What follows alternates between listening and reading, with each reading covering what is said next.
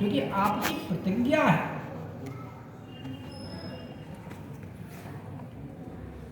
और अपराध न राखहि काऊ, आए शरण तजो नहीं ताऊ।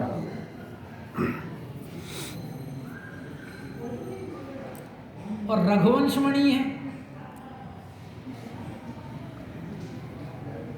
रणतपाल है, प्रतिज्ञा का पालन करने वाले हैं। प्रतिज्ञा है आपकी कि कोटि विप्र बध लाग ही जाऊ, आए शरण तजो नहीं ताऊ।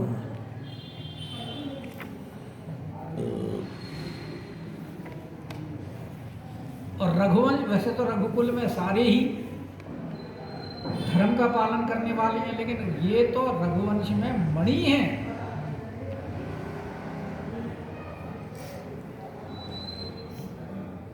ये आपके अपराधों को अवश्य क्षमा कर देंगे अगर आप इस तरह से कहोगे तो। प्रणत पाल रघुवंश मणि, कि प्रणत पाल रघुनायक, करुणा सिंधु खरार, शरण गए प्रभु राखिए, सब अपराध विसार।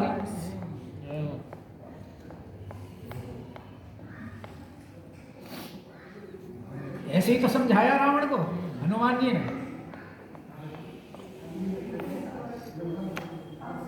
और जाकर के कहना है त्राहि माम त्राहि माम त्राहि माम, रक्षा करो रक्षा करो रक्षा करो।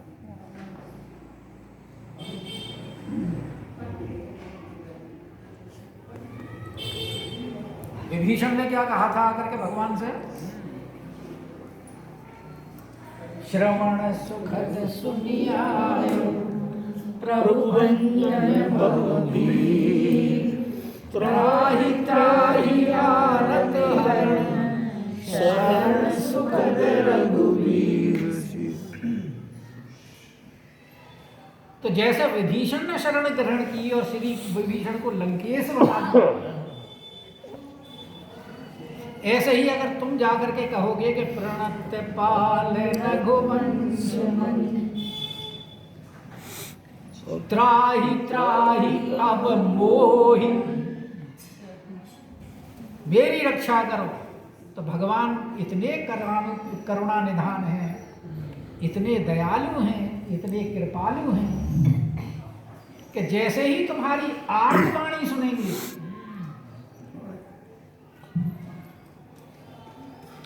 आरत गिरा और सुनत प्रभु, और अभय करेंगे तुम।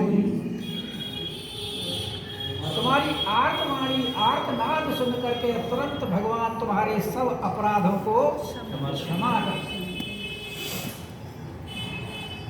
क्योंकि जीव को अपराधों का ही भय होता है, और जब अपराध मुक्त हो जाता है तो उसका भय दूर हो जाता है। तो यही बात अंगद लाल जी समझा रहे हैं कि तुम उनके सामने जाकर के कहोगे कि हे प्रभु, मेरे से बहुत बड़ा अपराध हो गया है। अब जानकी जी आपके समक्ष प्रस्तुत हैं और मैंने इनके साथ इस प्रकार बर्ताव किया है जैसे जनक जी महाराज अपनी पुत्री के साथ करते थे। इसीलिए मैं सादर जनक सुता करी आगे, इनको आगे करके लाया हूं। और अगर आप फिर भी समझते हैं कि कोई मेरे द्वारा अनुचित व्यवहार हुआ है, तो प्रमाण में मैं अपनी स्त्रियों को भी लेकर के आया हूं। ये साक्षी हैं कि मैंने कोई अनुचित व्यवहार नहीं किया। फिर भी अगर नहीं आपकी बात नहीं समझ में आती है तो मेरी स्त्रियां मौजूद है, इनके साथ में जैसा व्यवहार चाहे करें। और मैंने तो अपना सिर आपकी चरणों में डाल दिया है, चाहे इसे काटो चाहे रखो। मुंह में तृण दबाते हुए कह रहे हैं कि हम तो आपकी गाय।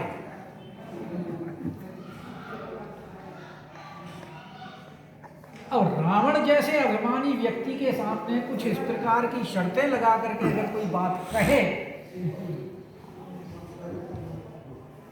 और वो भी कहां, रावण के दरबार में, रावण के सभासदों के मध्य।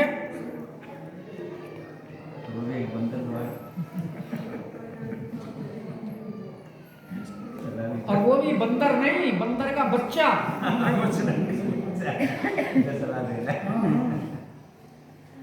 इसीलिए कहा है रे कपिपोत, कपि नहीं कहा, कपिपोत, बंदर का बच्चा। कि अरे बंदर के बच्चे, रे कपिपोत बोल संभारी, अरे जबान संभाल के बात कर, कैसे बोलता है? तू जानता नहीं मैं कौन? मूर्ख, मूढ़ न जाने ही मोही, मेरे को जानता नहीं मैं कौन हूं? मैं हूं सुरारी।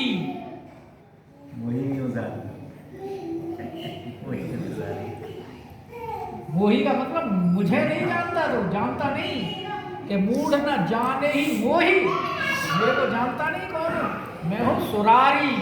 क्योंकि उसने सुरारी कह के संबोधित ही नहीं किया। अंगद जी ने कहा था कि मैं रघुवीर दूत दस कंधर, क्योंकि तू तो ऐसे जो देख रहा है मुझे दस कंधर वही बोल रहा है, मेरी महिमा को नहीं जानता। मैंने सारे देवताओं को जीता हुआ है।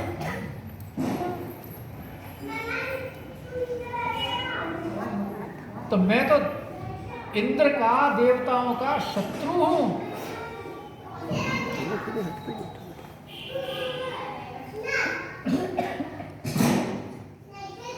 रावण आवत सुनहु सकोहा, देवलोक में जब ये खबर फैलती थी कि रावण ने चढ़ाई कर दी है, कि रावण आवत सुनहु सकोहा, और देवन ताके मेरु गिरि खोहा। सुमेरु पर्वत की कंदराओं में, गुफाओं में जाकर के छुप जाती थी। तू मेरी महिमा को नहीं जानता है, इसलिए संभाल कर बोल।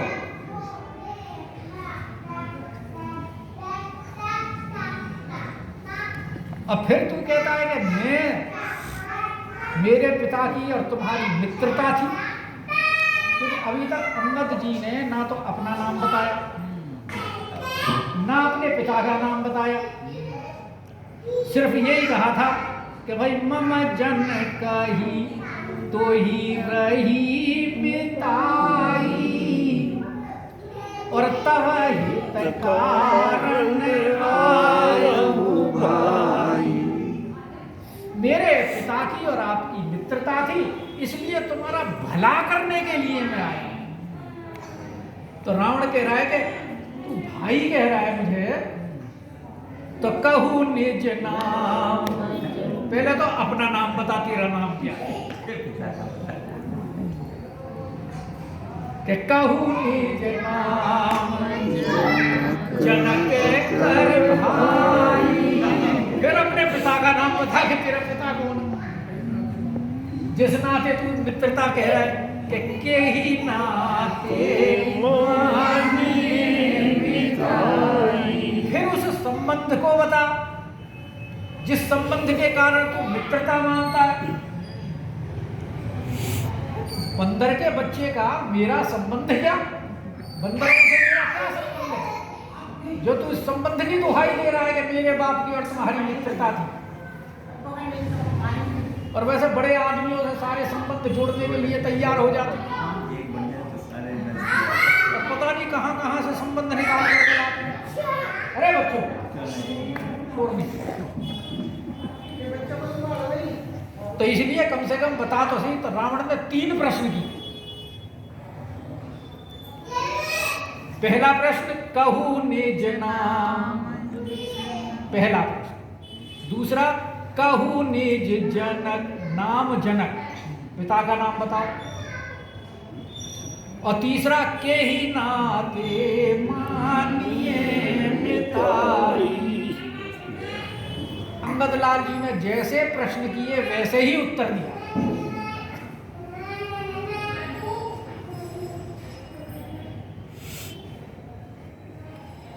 तो सबसे पहला प्रश्न था कहू निज नाम, तो अंगद जी कह रहे हैं कि अंगद नाम, मेरा नाम है अंगद और मेरे पिता का नाम बाली कर बेटा,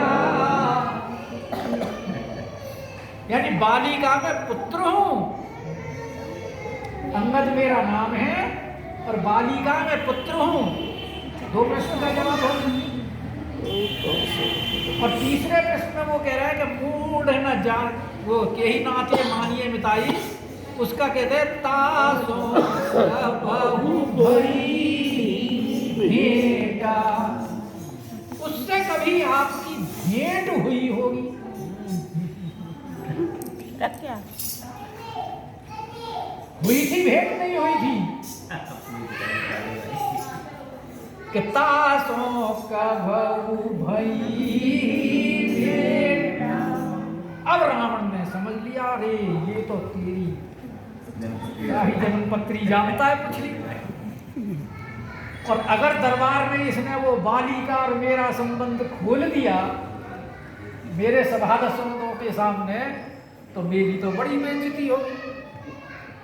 इसलिए अंगद वचन सुनत सकुचाया, हृदय के अंदर रावण सकुचा गया बाली का नाम सुनते। लेकिन फिर भी उसने सभासदों के सामने ये नहीं जनाया कि बाली का और मेरा संबंध क्या था। और कहता है कि रहा बाली बानर, हाँ, एक बाली नाम का बानर था, मैं उसे जानता।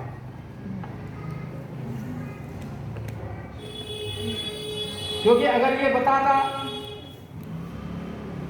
कि बाली कौन है, कैसे है, तो उसकी बेइज्जती होती।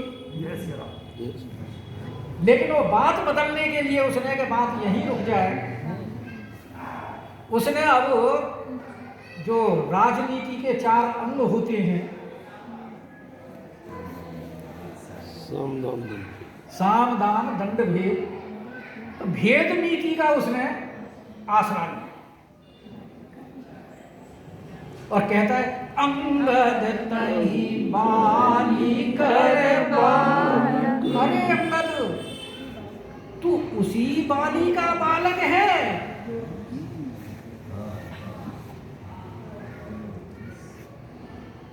कौन से बाली का? जिसके बारे में तू कह रहा है कि तू उसी बाली का बालक है। फिर तो तू अपने वंश में अग्नि के समान उत्पन्न हो गया।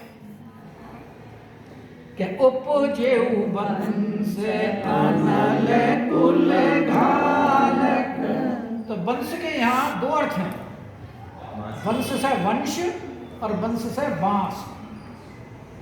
तो बांस को, जो बांस के रगड़ से जो अग्नि उत्पन्न होती है, उसी से ही वो बांसों को जला देती, जंगल को जला, उसे कहते हैं दावाग्नि, दावानल। और भगवान कृष्ण ने भी 2 बार दावानल पान किया है, श्रीमद् भागवत में कथा आती है। एक बार तो भांडीर वन में ही किया है,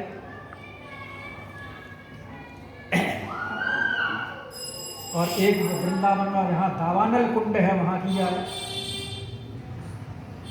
84 को उसकी परिक्रमा करोगे तो सारे स्थान के दर्शन होंगे उसमें।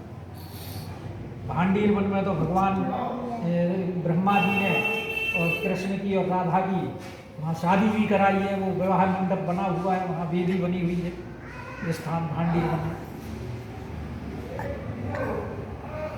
तो वो कहता है तू तो अपने कुल में जैसे बांस के कुल में अग्नि होती है वैसे उत्पन्न हुआ है, क्योंकि तू अपने को क्या बता रहा है, दूत। किसका? हालांकि अभी बात खुली नहीं है, लेकिन रावण तो इस बात को जानता है।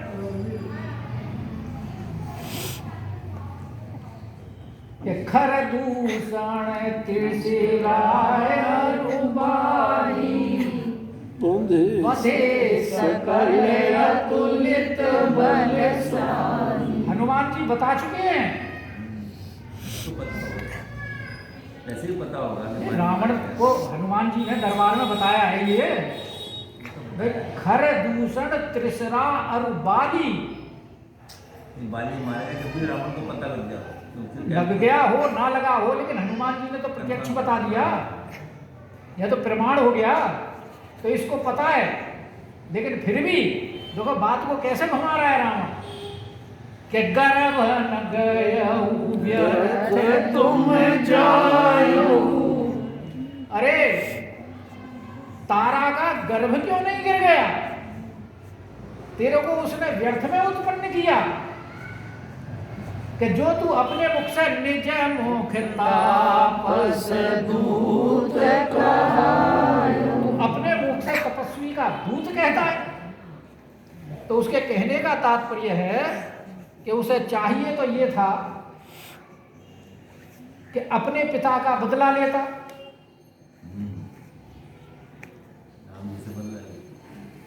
क्योंकि बाली अपने पुत्र को ही राज सिंहासन पर बिठाना चाहता था, इसीलिए उसने सुग्रीव को मार करके भगाया था।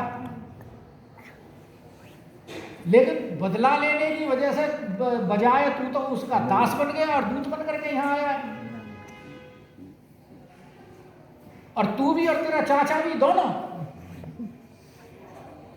यानी कि तुम दोनों भी आपस में भी भेद है। चाचा चाहता है मैं राजा बनूं, तू चाहता है मैं राजा बनूं। भाई भेद नीति तो यही होती है ना। तो कह रहा है गर्भ न गयऊ व्यर्थ तुम जायो। और इसका एक अर्थ और भी निकालते हैं संत लोग, कि तारा का गर्भ व्यर्थ नहीं गया,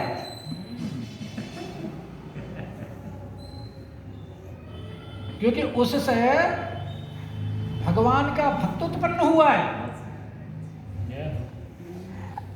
गर्भ न गयऊ, व्यर्थ व्यर्थ नहीं गया, क्योंकि उसने तुम जैसे को उत्पन्न किया। और उसमें भी सार्थकता क्या हुई कि तुम भगवान के दूत बन गए, कि सो कुल धन्य मासु जगत पूज्य सुपुनीत श्री रघुवीर परायण नर उपज विनीत। तो संत लोग इसका दूसरा है, ये ऐसे भी अर्थ निकालते हैं कि गर्भ न गयऊ व्यर्थ तुम जायो, और निज मुख तापस दूत कहायो। लेकिन यह भेद नीति से तेरा उसका तारा का गर्भ व्यर्थ गया। व्यर्थ क्यों नहीं गया, मतलब उस गर्भपात क्यों नहीं हो गया जो तेरे को उत्पन्न किया, और जो तू अपने पिता का जो घाती है उसके साथ मिल गया। अब मिलने के अलावा तो उसका दूत बन गया। तो उसके कहने का तात्पर्य, अगर तू मेरे पास आता कि चाचा जी मेरे साथ में ऐसा हुआ है, मेरा कोई रक्षक नहीं है, तो ये जितने नल नील जितने इत्यादि जो हनुमान वानर जितने थे सेनापति, उनको लेकर के साथ में मैं अपनी सेना दे देता, तू जाकर के युद्ध करता। चाहिए तो तुझे ये था, इसलिए कह रहे गर्भ न गए व्यर्थ तुम जाए। तो अब कहू कुशल बाली अब रावण ने अंतिम अस्त्र में, अच्छा जरा बाली की कुशलता बता।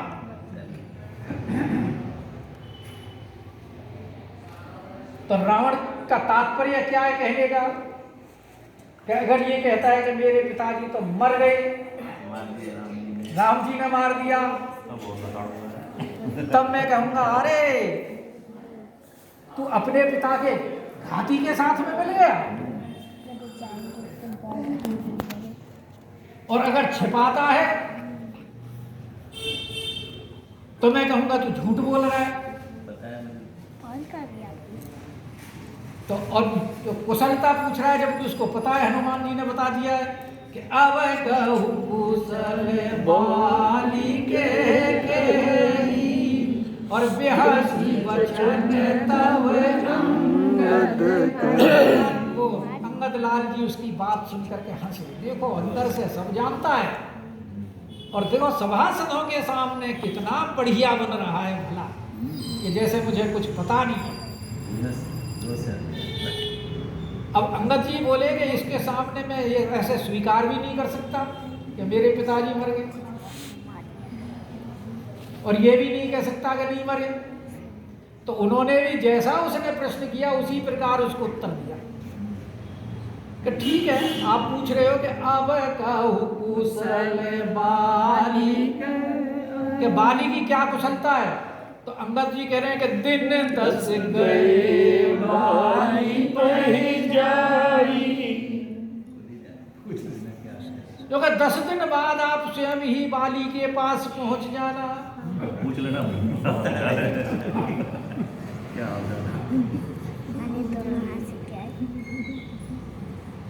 और फिर बूझे सी कुशल सखा लाई, फिर अपने मित्र की कुशलता उसको हृदय से लगा करके पूछी। मैं तो हृदय लगाने का क्योंकि जो राम विरोधी होते हैं उनकी कुशलता कभी होती ही नहीं। राम विमुख ना उपरिसी, शरण विष्णु अजयी। और तुम भी और रावण, क्योंकि जैसा तुमने स्त्री का अपहरण किया है ऐसे ही बाली ने भी स्त्री का अपहरण किया था, तो तुम दोनों की मित्रता, सही बात, क्योंकि दोनों एक तरह के ही पाप करने वाले हैं ना, तो मित्रता भी तुम्हारी सही। इसलिए कह रहे हैं कि अपने सखा को बूझे कुशल सखा। तो परस्त्री हरण का जो दंड बाली को मिला था वही दंड तुम्हें मिलने वाला है। तो 10 दिन बाद स्वयं ही जाकर के पूछ लेना, क्योंकि राम विरोध कुशल जस्वी होई, कि राम जी का विरोध करने में जिस प्रकार की कुशलता होती है,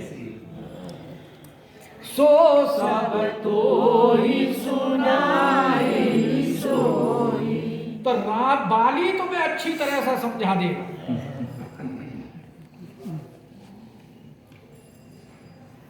और वैसे देखो बात भी ठीक है अंगद की,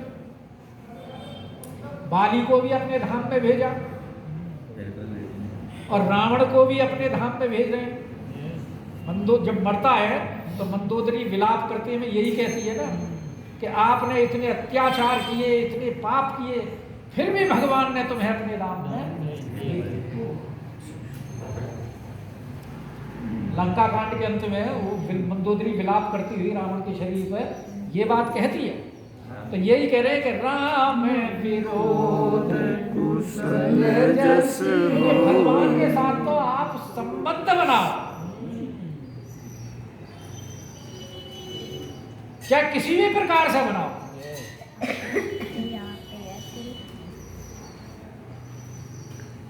हर तरह से कल्याण ही कल्याण होना। आता है ना वो कैसे हो कि राम नाम जपने के लिए मंगल दिशि दसहु, भाई को भाई अनख आलस हो। तो अनख का मतलब विरोधी तो है, चाहे भगवान का नाम भाव से लो, चाहे कुभाव से लो, और चाहे अनख यानी विरोध से लो, और चाहे आलस्य से लो। अगर उठते बैठते भी यूँ कह लो ना, हाय राम, कैसे बैठे हो आलस, चाहे कैसे भी ले लो, उसमें कल्याण ही कल्याण। तो इसीलिए कहेंगे राम विरोध कुशल जसी होई, सो सब तोहि सुनाए। और कह रहे सुनो सठ होई मन ताके, श्री रघुवीर हृदय नहीं जाके। अरे मूर्ख, मुझे तो मेरा पिता राम जी के सुपुर्द कर गया है, और उन्होंने प्रतिज्ञा ली थी मेरी रक्षा करने की, राम जी ने, और मैं उनकी शरण में हूं, हृदय में उनको धारण किया हुआ है। तो जिसके हृदय में राम जी है उसके हृदय में भेद कैसे हो सकता है? भेद किसके हृदय में होगा? कि सुनु सठ भेद होई मन ताके, श्री रघुवीर हृदय नहीं जाके। जिसके हृदय के अंदर भगवान विद्यमान नहीं है, उसके हृदय के अंदर तो काम क्रोध लोभ मोह इन्हीं दुर्गुणों ने वास करना है। वहां ऐसे अवगुण जहां भगवान मौजूद है, ऐसे अवगुण नहीं हो सकते। कि हम कुल बालक सत्य कुल बालक रस शीस, अंधौ बलिर नास गई, नयन ज्ञान तब वीस, सियापति राम जय जय राम।